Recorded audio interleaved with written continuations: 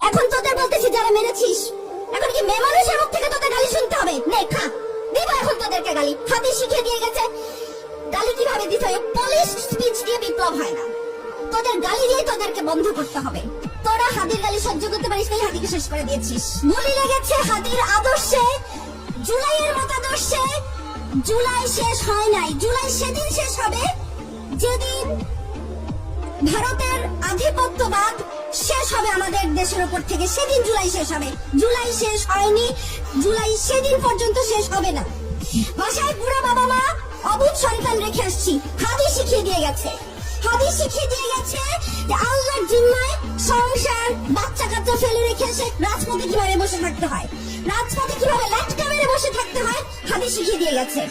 হাদি আমাদেরকে স্ট্র্যাটেজি শিখিয়ে দিয়ে গেছে যে তোমরা কিভাবে রাজপথ দখল করবা, কিভাবে রাজপথ না ছাড়তে হয়, হাদি আমাদেরকে শিখিয়ে দিয়ে গেছে।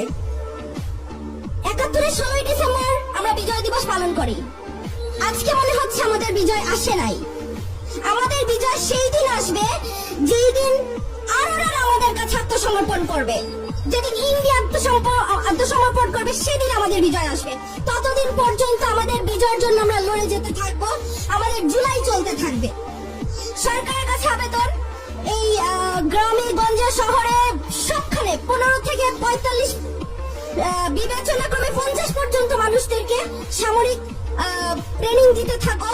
কারণ যেই ১০০ আততায়ী ঢুকেছে বর্ডার দিয়ে, এই ১০০ আততায়ীকে আমাদেরকে মোকাবেলা করতে হবে। সেই আততায়ীদেরকে মোকাবেলা করার জন্য যে শকুন থাবা উঁচিয়ে রেখেছে চারিদিক থেকে ইন্ডিয়া, সেই ইন্ডিয়াকে আমাদেরকে মোকাবেলা করার জন্য আমাদেরকে ঘরে ঘরে মা বোন ছেলে মেয়ে নির্বিশেষে